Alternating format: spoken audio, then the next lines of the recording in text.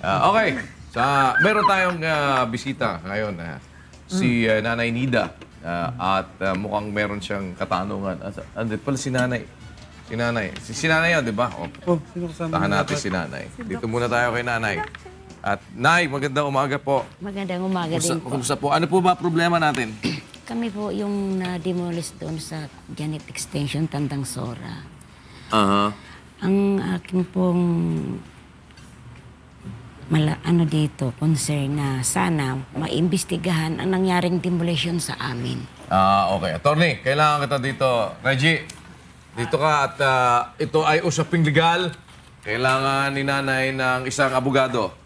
Ito po ang ating lawyer. Dito ka at... Kuya. Sige. Usapin mo si Nanay. Sige po, ito po si Attorney Reggie, abogado di Campana. Ano po nangyari? Na-demolish po yung inyong bahay? 10 po kami. Sa Tandang Sora po, no? Tandang Sora. Tapos ano po? Yun nga po, gusto ko po matulungan po ninyo kami bilang abogado. Kasi po parang nawalan po kami ng karapatan. Na-demolish kami nang wala kaming kaalam-alam. Yun po ang gusto kong maimbestigan ang nangyaring demolition. Nanay, sino po nagpa-demolish? Nalaman niyo po ba? Ang nagpa-demolish po sa amin kasi mayroon akong kasamahan doon na kapareho ko rin nakatira doon sa lugar. Siya po lahat-lahat ang may pakanan nito. Ngayon, gusto kong maimbestigan kung sino ang taong kausap niya para mangyari yung ganong demolition. Nanay Nida, tanong ko muna, no? Yung tinitiran niyo po doon sa Tandang Sora, ano po yun? Lupa po? Private land po ba? Government land? Tapos po, kayo po ay ilang taon nang nakatira po doon? Opo, yung property po na kasalukuyan doon kami nakatira, yun po ay private. Perfecto Tabora family ang nagmamayari. Nakatira kami doon, 1981 pa. Hanggang ngayon, nandyan pa kami. Kasi may offer sa amin ang may-ari na bibilhin namin. Hindi nagkaroon ng bintahan o mabili namin kasi namatay siya noong 2002. So yung 2002 na yun, hanggang sa ngayon, hindi na namin nakikita yung may-ari kasi patay na siya. Pero may mga tagapagmana siya. So nagtataka kami dito, bakit nangyari ang ganong demolition? Kasi ang totoo po niyan, attorney, yung property niyan, may pumasok na mga tao na siya raw ang binigyan ng karapatan ng may-ari. Ang nagtataka naman kami, kung binigyan po siya ng karapatan ng may-ari para matulungan kami na mabili namin yung property. Ay ang ginawa niya sa amin, attorney, kinasuhan kami ng ejectment. Na ang complaint niya sa MTC ba yun, na kahit isang kusing, wala kaming binabayad. Magmula po sa realty tax, equity, monthly use survey, bayad po kami. Yun po ang complaint niya. So hinatulan naman kami ng branch 41. Ng MTC ng Quezon City? Opo. Na kaya po kayo napa-evict. So ngayon po, yung pinademolish po, in-implement po yung desisyon ng korte for eviction. Opo. Tama po? Opo. Oh. So ano pong gusto niyo mangyari? Kasi Nanay, no, ang problema po namin dito ay talagang dumaan na po sa korte. So nagkaroon po kayo ng pagkakataon na masagot po iyon at ngayon po nag-issue na po ng order yung korte po na i-execute yung decision ng korte na ma-evict po kayo. At yun po yung nangyari na demolition dito, no, na na-evict po kayo. So ang pinaka na lamang po natin, ang recourse natin, Nanay, questionin po yung nangyari. Hindi po yung nangyari, pero yung desisyon po ng korte. Kasi po kung nangyari po yun nang walang desisyon yung korte, then malakas po yung ating kaso, no? Na ipaimbestiga natin paano nangyari yun. Sumunod ba dun sa mga batas natin regarding sa pagpapatanggal po ng mga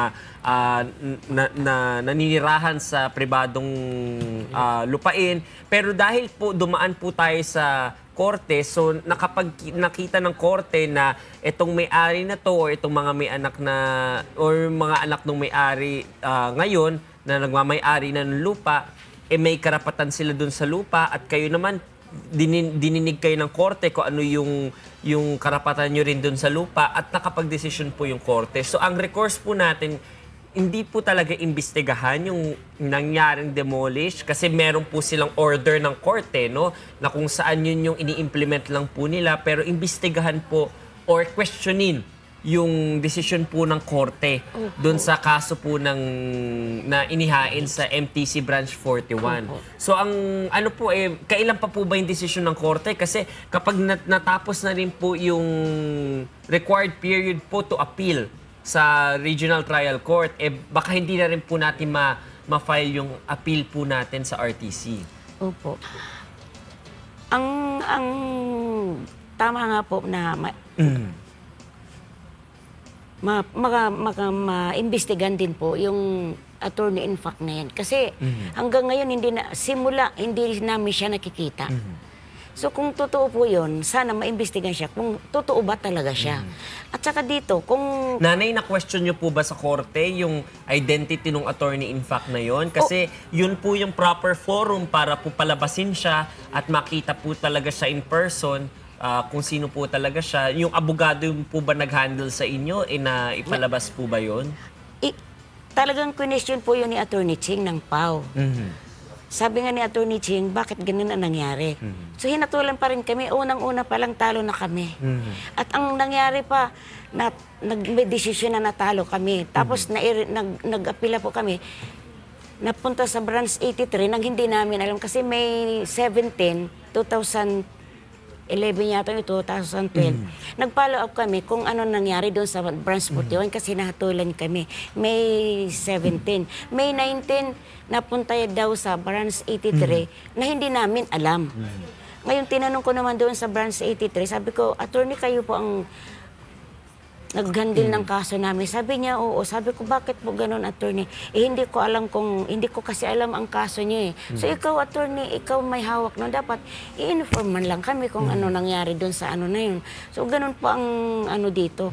At saka talagang parang wala kaming katarungan sa mga nangyari simula nung i-file ang kaso hanggang sa ngayon na nag-demolish na hindi man lang na nakipag-ano sa amin ang may-ari.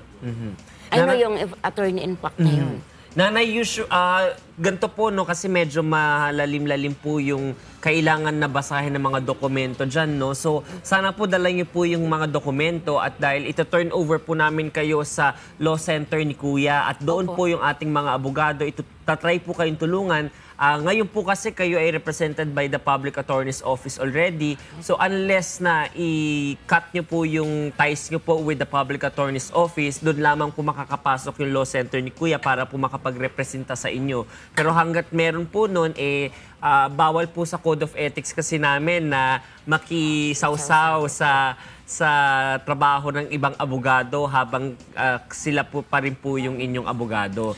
So, tingnan po natin kung ano pong pwede naming maitulong or kung pwede po tayong makipag-coordinate din sa PAW po dyan po sa Quezon City dahil marami po mga kaibigan yung ating mga abogado po dyan. Opo, attorney, wala na po kaming abogado. Okay. Wala na po kaming abogado. At saka, attorney, ang ano ko po pa dito, tama po ba na yung bahay ko na giniba nila, nandoon yung anak ko, inaayos yung kunting malagyan lang ng 1 yero.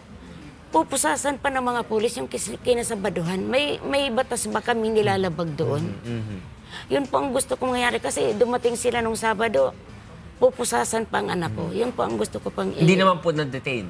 Hindi, kasi nangatwiran din ang anak ko kasi amin to eh.